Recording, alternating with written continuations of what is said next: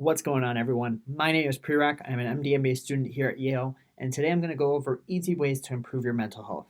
I'm a huge mental health advocate, and I have been for a very long time.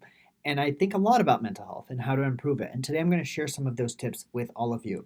As you may know, medical school is not easy, and it has shown me a lot about how mental health can go awry. That led me to think a bit about why does mental health waver to begin with? And what I have realized, at least for me, is that external stressors lead to my internal thoughts being impacted negatively. So maybe I'm having a decent day and then an external stressor comes in. Maybe someone tells me something that offends me. And that impacts my internal thoughts in a way that I view myself a little bit more negatively. And that leads to a cycle that is self-propagating and difficult to overcome. And the reason why this whole process is important to understand is because the way that I have found I can protect my mental health is by impacting the whole cycle at one of these steps. So whether that's diminishing the impact of the external stressor, or like preventing my internal thoughts from going awry, or even just finding a way to not be as influenced by my internal thoughts. So all that to say, there's there's different techniques at each of these steps, and I'm going to share some of them with you today. The first one that I think is very underrated is walking meditation. Everyone is going to throw the word mindfulness at you as a way to improve your mental health. Very few people will give you explicit strategies as to what mindfulness is. Some people, when you do ask them, will tell you mindfulness is meditation, just sitting in a pose and meditating. And while that does work for some people, it doesn't work for most people who are just new to the mindfulness game. And one thing that was really helpful for me is this thing called walking meditation that I didn't even know I was doing until someone told me about it. But every time I found myself really overwhelmed, I would often just like call a control Z and like leave the room. And ultimately, I would walk around. And by leaving the room and walking around, and usually it's on Yale's campus, I was just kind of paying attention to the people around me. I would see, like, oh my God, that person is talking to this other person, or that person is walking their dog, or sometimes I would look at a dog and see how happy it was. And all I would do is try to vicariously be in other people's thoughts and think about what they were going through instead of being in my own thoughts. And if you go back to this process, what this leads us to is to diminish this link between external stressors and our internal thoughts. By going on these walking meditation walks, what I was realizing is external stressors don't necessarily have to impact my internal thoughts. In fact, by going out and meditating and doing walking meditation, you are actually practicing in your brain this ability to control your thoughts and not necessarily get flown away by everything that enters your head. So, by walking outside and thinking about, oh, what is that dog thinking of right now? You are showing your mind that just because it's stressed about something, it can still focus on other things. And by doing that, you are already weakening this link from an external stressor impacting your internal thoughts and leading to a cascade that can actually diminish your mental well being. So, a very tangible goal for anyone who wants to practice this is the next time you are feeling any overload at all, please just go outside and walk anywhere for 5 minutes.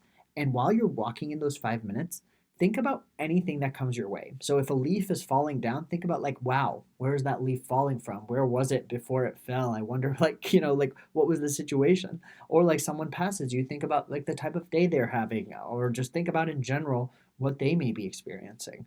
And by putting yourself outside of your own mind, you are showing yourself that you have the capability to function and that you're not necessarily determined by all the stressors going on in your life. That's tip number one. Tip number two, and this one works really well for me, is to listen to your Zen songs. So, again, this is a scenario where you are feeling very overloaded and you may be feeling like you're going to lose it. There's just too much stuff going on. Music has this ability to transcend time and space. And the reason for that is, for example, you may be really overwhelmed right now, but I guarantee you we all have songs that take us out of that zone that we're in right now and bring us back to, I don't know, maybe your childhood, or maybe your first dance, or maybe the first time you were able to experience joy. And when you are able to listen to those songs, what you are again doing is diminishing this link between the external stressor and the internal thought. Something stressed you out. Instead of letting yourself get into a cascade, by listening to certain Zen songs, you can root yourself and say, like, wow, I listen to this song every time I'm stressed and it calms me down. For me, some of those songs are religious. And for you, some of those songs may be religious. For other people, they can be something as simple as the I'll Be There For You song from the Friends theme song. I watched a lot of Friends when I was going through mental health struggles. And now, just that theme song is enough for me to realize how grateful I am to be in the moment. And that song is just incredible. If anyone hasn't listened to it, I'll Be There For You Friends theme song. It's incredible. So the whole point is anytime you're overworked or overstressed, listen to certain songs that are your go to and help you reroute in who you actually are.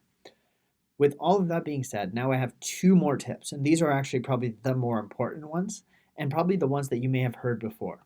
One of them is an endorphin rush. What do I mean by that? It doesn't necessarily have to be exercise, and it doesn't necessarily have to be lifting or running or whatever, but those are two ways to give yourself an endorphin rush. Another way could be to like watch YouTube videos, watch things that make you happy. And the reason for that is again, you're weakening the link, right? If it's running, running is this massive experience where in the moment you're going to feel pain. But guess what? Because you're feeling pain, you are implicitly going to be out of the moment where you felt stressed to begin with. And by giving yourself an endorphin rush, whether that, sometimes if I'm really stressed, I'll just do like 20 push ups, or other times I will go watch a short YouTube video, and another time I will go for a short 5 minute like walk outside.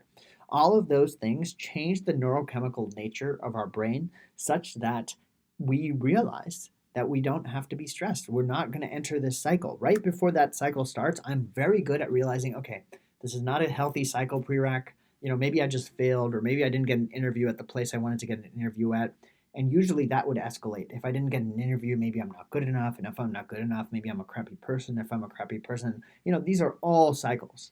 And what I've gotten really good at doing is the moment I realize I'm entering that cycle, I start doing one of these things, whether that's walking meditation or listening to a song that like helps me step back, or even just going on a short run. All of these things have really helped me. But this last tip is the one that I think not enough people do, and you really should embrace it. And that's what I call letting it out. I have a good cry way more frequently than you would expect. For at least for men in society, we're not supposed to cry. But I like expressing my emotions, so every now and then I do like letting my emotions out if I feel like I need to. Whether that's in the form of having a therapeutic cry session or even just banging your chest like a gorilla, like letting your emotions out is one of the most underrated ways to take care of your mental health. If you're feeling anger, you need to like figure out a way to express that anger, and obviously in a way that's safe, but also not bottle it up. So maybe talk to someone, maybe let it out, maybe tell someone something that irritates you. And by doing that, you really are like rejuvenating yourself because you're not bottling up these emotions. I am 100% convinced most of my problems came from the fact that I was almost always taking things that hurt me and pushing them further and further into my brain and not expressing them.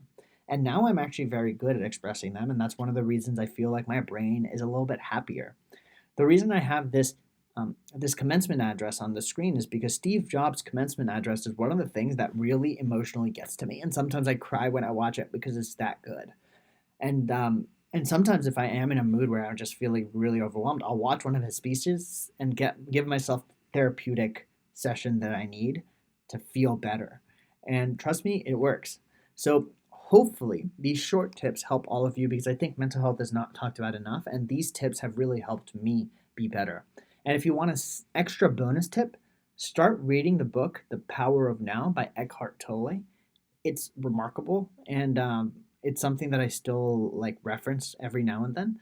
And so hopefully all of these things help you. If they do, drop a like, comment, share, subscribe, and I'll see you all in the next video. I hope you found this helpful.